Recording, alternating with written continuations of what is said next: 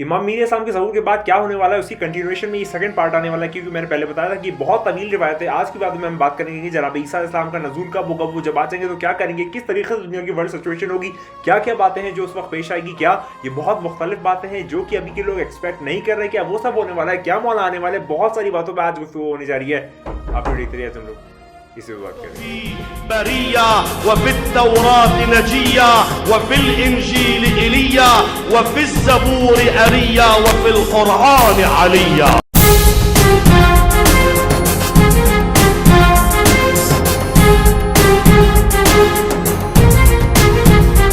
बात का आगाज करते हैं तो आज हम लोग बात करने जा रहे हैं कि ज़हूर के बाद जो है हम बात कर चुके हैं पिछली वीडियो में, लेकिन ये उसका सेकंड पार्ट है क्योंकि जो रवायत है वो बहुत तवील है, तूलानी है, बात लंबी हो जाएगी, इस वजह से मैंने कट शॉर्ट करके दो पार्ट्स में डिवाइड कर दिया। तो चलिए आज की बात करते हैं कि हमने बात की थी कि जंग है वो पूरी दुनिया में फैलती चली जाएगी, जेरूशलेम से शाम, शाम से ईरान और पूरा जो गल्फ एरिया, पूरी दुनिया जो इसकी चपेट में वो आ जाएगी। वो वाली जंग के बाद हम लोग उस कंटिन्यूएशन में अब आगे बढ़ते हैं रवायत पे और बात करते हैं कि और क्या क्या होगा कि जब मौला का ज़हूर जो है वो हो जाएगा। तो चलिए बात करते हैं कि जब मौला जो है वो धीरे धीरे जब पूरी दुनिया में वो जो एक आप कह सकते हैं तिश्नगी और परेशानी का जो एक वॉर है वो फैलता चला जाएगा, तो मौला जो है मेरे वो आखिर में कॉन्क्वेस्ट करेंगे यूरोप और जितना भी वेस्टर्न रीजन है जहाँ पर जो क्रिश्चियन कम्युनिटी की कंट्रीज हैं, वो जितना भी रीजन है वेस्टर्न रीजन वो सारा कॉन्कर हो जाएगा। खुसूसी तौर पे अमेरिका है जो है वो कैप्चर हो जाएगा और जितने भी वहाँ पर खराबी है, बुराई है, बर्बादी है, डेवास्टेशन है, कॉन्कॉक्शन है, फैब्रिकेशन है, इंटरजेक्शन है और एक ख़राब डिस्क्रिप्शन है, वो सारा जो है वो एलिमिनेशन के तौर पे ख़त्म हो जाएगा। ये जो है वो मौला जब आ जाएंगे तब उस तरफ जाके वेस्टर्न रीजन जब कॉन्कर होंगे तो ये वाली भी चीज़ें जो हैं वो पेश आएंगी। आगे बात करते हैं फिर अब जब ये चीज़ें हो रही होंगी तो पता है अब सबसे इम्पोर्टेंट तौर पे जो डिथ्रोन करेगा, यानी कि सबसे ये जो वेस्टर्न फोर्सेस है उसके खिलाफ पता है कौन आएगा? जनाब ईसा अलैहिस्सलाम, यानी कि जिसका दम भरते हो वो खुद आ जाएगा तुमसे लड़ने। यानी कि जब जो ये लोग होंगे इनके खिलाफ जो है, जब जनाब ईसा अलैहिस्सलाम प्रॉफिट जीसस जो है वो आ जाएंगे और फिर लोगों को सच्ची राह बताएंगे, जो सच्चे अच्छे लोग होंगे वो उनकी तरफ आ जाएंगे, वगरना उनसे भी लड़ाई करने लगेंगे। तो जब वो उनसे लड़ाई करने लगेंगे तो जनाब ईसा अलैहिस्सलाम जो है वो इमाम मेहदी अलैहिस्सलाम की आर्मी ज्वाइन करके मौला को सपोर्ट करेंगे, उनकी गवर्नमेंट को सपोर्ट करेंगे और फिर इन लोगों से भी लड़ाई करेंगे। और उसके बाद जब मौला जो है वो पूरा वेस्टर्न रीजन जो वो कॉन्कर कर लेंगे, जितना भी वेस्टर्न वर्ल्ड है वो कॉन्कर हो जाएगा और उनके कंट्रोल के अंदर आ जाएगा, ज़ाहिरी कंट्रोल के अंदर आ जाएगा। वैसे तो पूरी दुनिया मौला की है, तो उसके बाद मेजॉरिटी जो लोग हैं वो मौला की जो बात है वो मान लेंगे और मौला जो कहेंगे वो मान लेंगे। और उस वक्त जो है जब ये सारा वाक़या पेश आएगा तो जनाब ईसा अलैहिस्सलाम जो है उनका विसाल हो जाएगा, यानी कि उनका इंतकाल हो जाएगा और फिर वो इस दुनिया से इंतकाल फरमा जाएंगे। ये वाला वाक़या तब पेश आएगा कि जब पूरी तरीके से मौला के हाथ में जितना भी वेस्टर्न रीजन्स की कमांड है वो आ जाएगी ज़ाहिरी तौर पे, तब जनाब ईसा अलैहिस्सलाम का विसाल हो जाएगा। शायद इसकी वजह से या इसी के तहत अल्लाह ने उनको 7वें आसमान पे उठाया, 5वें आसमान पे उठाया, आसमानों में उठा लिया गया, वो अल्लाह बेहतर जानता, लेकिन शायद कुछ ना कुछ इस तरीके की सिचुएशन के बाद जो जनाब ईसा अलैहिस्सलाम है वो इंतकाल फरमा जाएंगे। उसके बाद आगे बात करते हैं कि जब मौला देखेंगे कि जब जनाब ईसा अलैहिस्सलाम जो उनका इंतकाल हो गया तो मौला खुद उनकी नमाज जनाजा पढ़ाएंगे और उसके बाद खुद उनको दफन कफन उनका करेंगे। और उसके बाद इसमें कोई भी डाउट ना रखें, यहाँ पर रवायतों में जुमले आता है कि ऐसा डाउट ना रखें कि उनका विसाल नहीं हुआ, ये वाली बात जो है ये हो के रहेगी कि उनका जो इंतकाल है वो हो जाएगा। खुसूसी तौर पे यहाँ कहा गया, इस वजह से मैं आपको यहाँ पर कह रहा हूँ। और उसके बाद जनाब ईसा अलैहिस्सलाम जो है वो जिस ताबूत में लेके जाया जाएगा या फिर उसको दफन किया जाएगा वो ताबूत होगा जो कि उनकी वालिदा गिरामी यानी कि उनकी मम्मा जनाब मरियम अलैहिस्सलाम जो है उन्होंने बनाया था। उसी ताबूत में जनाब ईसा अलैहिस्सलाम को लेके जाया जाएगा और उनको कहाँ पर दफन किया जाएगा? उनको दफन किया जाएगा उनकी माँ के साइड में, यानी कि जनाब मरियम अलैहिस्सलाम की जो कब्र है, कब्र मुबारक है, उसके साइड में उनको दफन किया जाएगा, जो कि बैतुल मुक़द्दस में। यहाँ पर एग्जैक्ट जुमले आए बैतुल मुक़द्दस के, तो ये वाली चीज़ जो है वो पेश आएगी, यानी कि जनाब ईसा अलैहिस्सलाम का इंतकाल, उसके बाद वही वाला जो ताबूत जिसमें जनाब मरियम अलैहिस्सलाम ने उसको बनाया था और उसके बाद जनाब मरियम के साइड में जनाब ईसा अलैहिस्सलाम को दफन किया जाएगा। ये वाला जो वाक़या पूरा पेश आएगा उनके इंतकाल के बाद। और ये सारी चीज़ें जो है वो मौला कर रहे होंगे, स्पेशली जो है वो मौला ये चीज़ें कर रहे होंगे। उसके बाद पूरी दुनिया में इस्टेब्लिशमेंट जो हो जाएगा वो मौला की पावर और आर्मी का हो जाएगा। पूरी दुनिया में हर जगह जो है वो मौला की आर्मी जो है वो लहराएगी और मौला के जितने भी आप कह सकते हैं कवानीन है या जो रूल्स एंड रेगुलेशंस हैं वो फॉलो अप होंगे। और उसके बाद जो मौला है वो सारी बुराइयां, सारी परेशानी, सब कुछ जितनी भी खराबी है वो सब हटा के डिवाइन मैनिफेस्टेशंस या फिर आप कह सकते हैं कि खुदाई निज़ाम जो है वो नाफिज करेंगे। जो ईश्वर का, भगवान का, जो असली नारायण का निज़ाम है वो पूरी दुनिया में नाफिज करेंगे। और उसके बाद जो है वो जितनी भी मटीरियलिस्टिक थिंग्स है, यानी कि जो दुनिया की डिज़ायर्स होती है उससे बेहतर या फिर उससे और अच्छी जो चीज़ें हैं वो अपनी आवाम को, वो अपनी लोगों को, वो अपनी जो पब्लिक है उसको देंगे और लोग जो है वो बहुत खुश हो जाएंगे। और मौला स्पेशली पब्लिक वेलफेयर में बहुत ज़्यादा काम करेंगे। ये वाले भी जुमले यहाँ पर आती हैं। और यहाँ पर आपको मैं एक और बात बताऊँ कि जो इकोनॉमी लेवल है, यानी कि जो गुर्बत है दुनिया में, वो सब खत्म हो जाएगी और लोग जो है वो बहुत फले फूलेंगे, बहुत ज़्यादा इकोनॉमी जो अच्छी हो जाएगी, बहुत ज़्यादा स्टैब्लिशमेंट्स हो जाएंगे, बहुत ज़्यादा आप कह सकते हैं जीडीपी बढ़ जाएगा आजकल की टेक्निकल टर्म्स में अगरचे मैं कहूँ।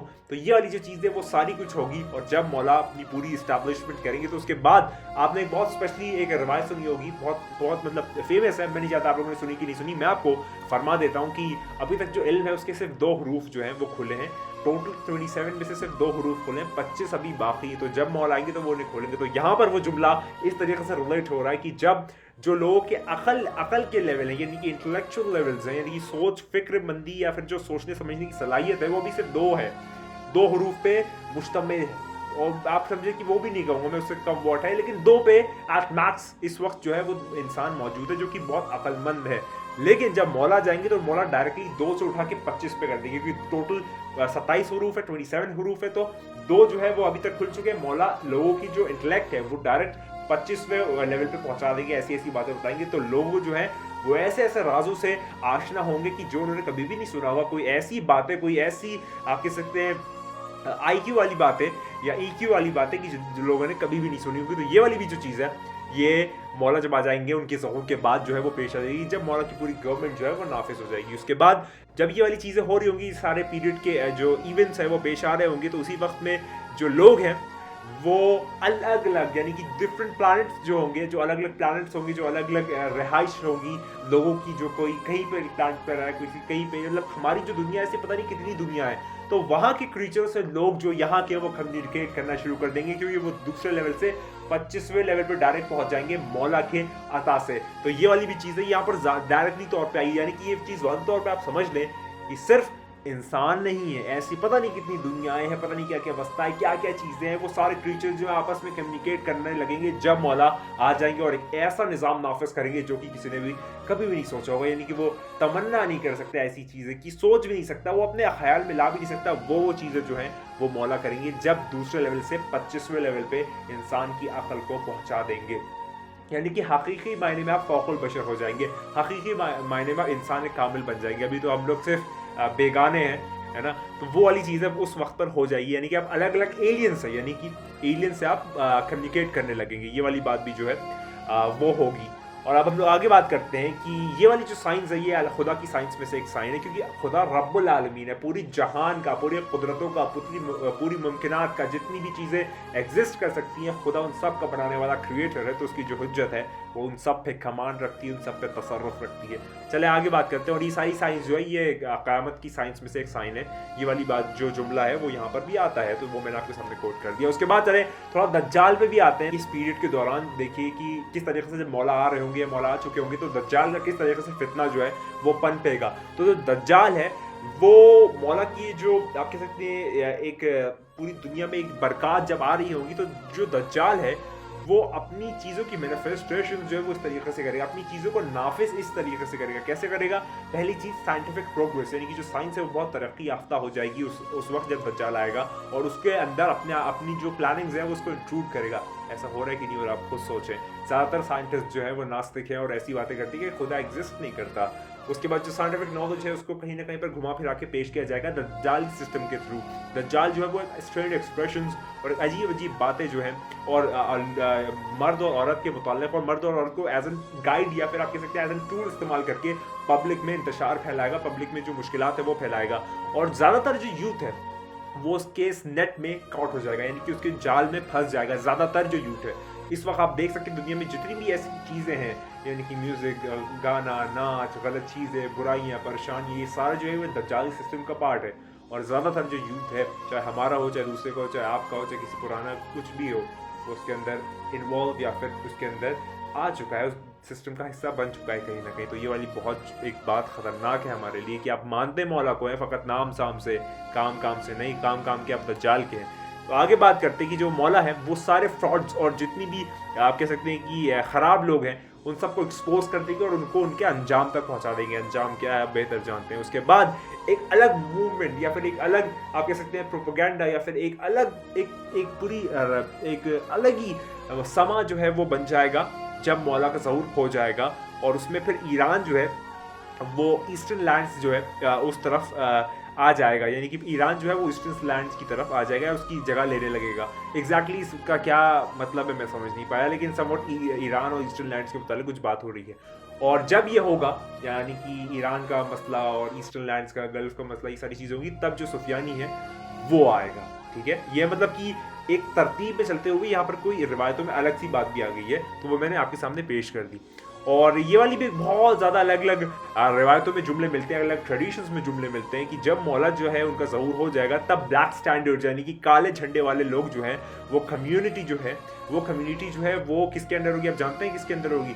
वो कम्युनिटी होगी जनाब सलमान मोहम्मदी, जिनको लोग जो है मोहम्मद सलमान फ़ारसी कहते हैं, लेकिन उनको हम जो है सलमान मोहम्मदी कहते हैं क्योंकि सरकार दो आलम सल्लल्लाहु अलैहि वसल्लम ने उनको अहले बैत में से कह दिया, तो हम उनको सलमान मोहम्मदी कहते हैं। तो वो जो कमांड देंगे वो सारी ब्लैक स्टैंडर्ड्स वाली जो आर्मी होगी उसको कमांड दे रहे होंगे। और ये जो पूरा एक नेटिव है वो स्टार्ट होगा जनाब कायम आले मोहम्मद के हाथों से, यानी कि मेरे मौला के हाथों से ये सारी चीज़ें जो है वो स्टार्ट होगी। और जो लोग हैं या मौला जो है वो सच्चाई की तरफ लोगों को बुलाएंगे और कहेंगे कि मेरी तरफ आओ और हकीकत की तरफ आओ और सच्चाई की तरफ आओ, अच्छाई की तरफ आओ। उसके बाद जो है जो लोगों के दिल है वो इतने ज़्यादा स्ट्रांग हो जाएंगे और इतने ज़्यादा आप कह सकते हैं हैबत है वो इतनी ज़्यादा होगी, उनके दिल जो है वो लोहे की तरह हो जाएंगे और वो इतनी तेज़ हवाओं से बातें करेंगे, इतने ज़्यादा तेज़ रफ्तार से वो लोग चलेंगे। और उनके जो फॉलोअर्स होंगे वो कभी भी जंगों से या कभी भी लड़ाई झगड़े से फेड अप नहीं होंगे, यानी कि थकेंगे नहीं। रसूलुल्लाह सल्लल्लाहु अलैहि वसल्लम के कुछ सहाबा भाग गए थे, लेकिन यहाँ पर मेरे मौला के जो नौकर होंगे वो नहीं भागेंगे। चले आगे बात करते हैं। और उसके बाद जो है वो अल्लाह हर तरीके से खुदा, ईश्वर, परमात्मा, भगवान, नारायण, कुछ भी कह लें, वो उस आने वाले को, इमाम मेहदी को, कल की अफ्तार को, शशोयान को, मैतिया को, वो जो आखिरी आने वाला जिसको सब मानते हैं, उनको विजय प्राप्त करेगा, उनको फतेह देगा, उनको विक्ट्री देगा, उनको सबके ऊपर एक अपर हैंड देगा। हर ज़बान में हर तरीके से तस्करा कर रहा हूँ ताकि आप समझ जाए, जान जाए, पहचान जाए कि वो आने वाला है, वो बहुत जल्द आने वाला है। हालांकि अभी भी बहुत तवील तुरानी रिवायत है, ये वाली मैंने इतना इसमें कवर कर दिया, फिर भी आप देखें कि इतनी लंबी रिवायत है कि अभी भी इसके अंदर सारी चीज़ें जो है वो कवर नहीं हो सकी। लेकिन मैंने अपनी पूरी कोशिश की है कि वक्त कम हो और अल्फाज ज़्यादा हो, एहसास ज़्यादा हो, जज्बात ज़्यादा हो, और जो पूरा एक आप कह सकते हैं मुमकिनात है वो मैं कहीं ना कहीं कैसे न कैसे करके इस पूरी वीडियो में इंक्लूड कर दूं, कंक्लूड कर दूं, लेकिन हो ना सका। लेकिन इंक्लूड हो गया, कंक्लूड नहीं हुआ। लेकिन इंशाल्लाह फिर कभी एक और इसी तरीके की पार्ट वाइज वीडियोज़ में मैं और आगे की जो रिवायत है वो पेश कर दूंगा। तो अब आप तैयार हो जाएं, इस बात पे बार हो जाए कि वो और आने वाला है, वो बहुत जल्द आने वाला है। मेरे और आपके मौला बहुत जल्द आने वाला है। किसी भी मज़हब, किसी भी तरीके से, किसी भी आइडियोलॉजी को फॉलो करते हैं, किसी भी फिलॉसफी को फॉलो करते हैं, किसी भी तरीके से आप उसको मानते हैं, बहुत अच्छी बात है, उसी पर कायम दायम रहिए। लड़ाई झगड़ा, तफर्रकाबाजी, इंकशार, या आप कह सकते हैं कॉन्ट्रोडिक्शंस, और आप कह सकते हैं परप्लेक्शंस, या फिर एक दूसरे के प्रति कन्फ्यूजन्स, या एक दूसरे के प्रति आप कह सकते हैं क्रूरनेस, या एक दूसरे के प्रति जो एक घृणा का भाव है, एक नफरत का भाव है, वो आप ना लाएं। मोहब्बत करें क्योंकि आप इंसान हैं, हम मानते हैं इंसानियत को, किसी को भी माने, कैसे भी माने, किसी भी तरीके से माने, लेकिन वो जो आने वाला है वो इंसान का पैगाम ला रहा है। खुदा एक है, उसका नुमाइंदा एक है। हमेशा याद रखिए कि तू नहीं है, बस वही है। खुदा को याद करो यार, खुदा को याद करो। खुदा हाफिज़।